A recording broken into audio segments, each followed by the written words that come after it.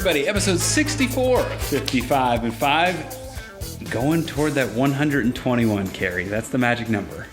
Well, the magic number is a 10, because we're at 64, I'm a craftsman, that's a 10. There you go. 10, and 55 and 5, That's good a 10. old hard 10. Hard 10. We love the hard 10 Yes. here on 55 and Who 5. doesn't? That's right. So let's have a good one today. Absolutely. AJ, our producer from Bisson Creative Web Design, he is behind the camera. He is mixing the audio. We got Cary Silkin here, Ring of Honor ambassador. I'm Ian Riccoboni.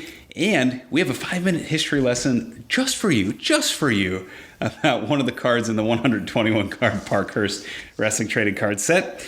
Cary, your hint before we went off the air yesterday, this is a star that you've seen on many of your posters. He's a Native American star. And one of the innovative you want me stars. to guess? Sure, I'll show the camera here. It's going to be either Chief Big Heart. Yeah, ding, ding, ding. Oh, You got him. I was going to say Sonny Warcloud. Oh, we did him. We did him. We All did right. him, yep. But it is Chief Big Heart. I'm going to set the timer for 5 minutes.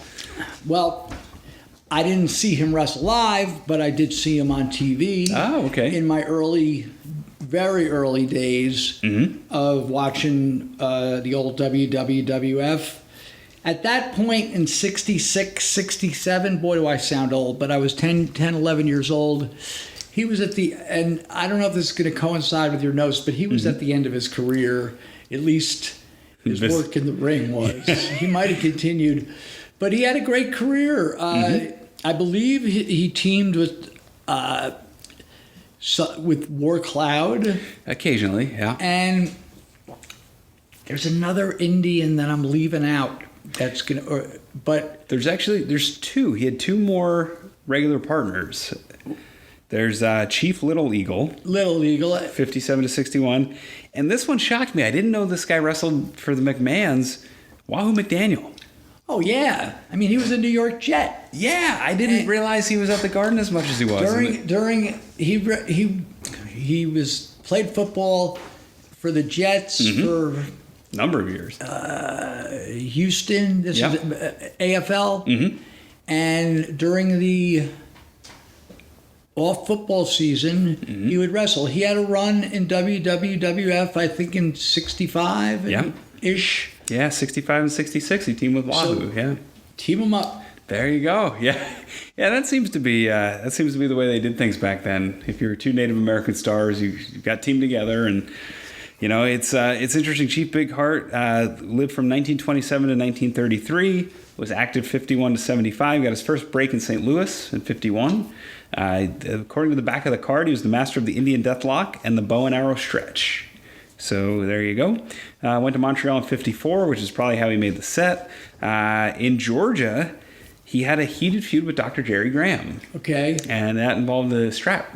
It's, one of the earlier strap matches of its time. Okay, we're not talking about having a belt as a strap. No. Hitting a guy with a strap. Yeah. And they were noted as some violent encounters. So if the magazines were around as prominently as they were later, even just a few years later, that probably would have got a lot of coverage in the magazines. In 57 through 61, he's in Capitol with Chief Little Eagle and would regularly team with Pat O'Connor and Ricky Starr. So he was a big star. Yeah, and for some reason, he was always in the main event in Baltimore.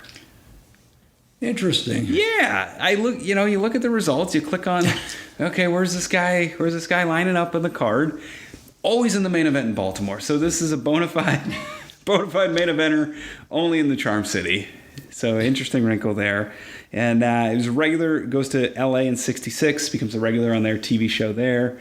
And Tri-States in Oklahoma, which is where he's from 68 to 69. Teams with Chief Kit Fox, who got me on that one. He had a couple other names, High Chief Kit Fox. And then retires about then. In 1975, he decides, I'm going to wrestle in British Columbia. Okay. Does a tour there, and then that's it. Well, long career, well-known name. If you could find anyone my age or older, a George Napolitano type, a Bill Apter type, Kevin Sullivan, Luke Williams, you say Chief Big Heart, it's like what did Chuck Berry say? It's like ringing a bell. Like ringing. Playing guitar like ringing a bell. Did he ever wear the headdress? Was he? Yes. Was he kind of colorful? Yes. Okay.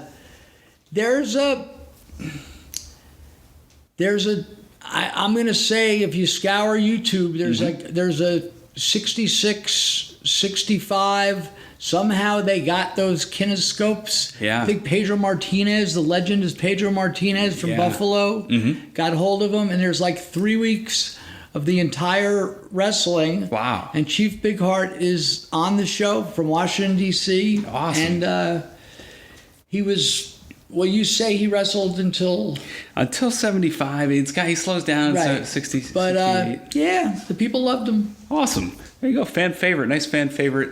Mostly from the Capital Territory. Cary, we're on a roll. You've heard of most of these guys recently. Thank you. Thanks for bringing them. Way to drop. In past 55s and 5s, Ian picks Carl. Cary's not going to notice. No, he doesn't. Well, the odds I think are with us as the pool narrows because we still have Buddy Rogers. We still have the little guys. We still have Luthez. There's still a number of huge Hall of Fame names. No women. No women. Interesting, right? Yeah. Because they were draws. Absolutely. So you'd think you'd go where the money is, and unfortunately the Parkhurst set, no women. So yeah, it's fun talking about Chief Big Heart. Tomorrow we have another Native American star who once wrestled Joe Montana. That's your hint. The Joe Montana? No. That's okay. No. So we'll talk about him tomorrow. We want to thank AJ, our producer, from Bisson Creative and Web Design. I want to thank Cary for being our honorable subject here. And I'm Ian Riccaboni. We want to invite you to join us back on Friday, tomorrow. YouTube, 8 p.m., 555.com. Thanks so much for joining us. We'll see you tomorrow.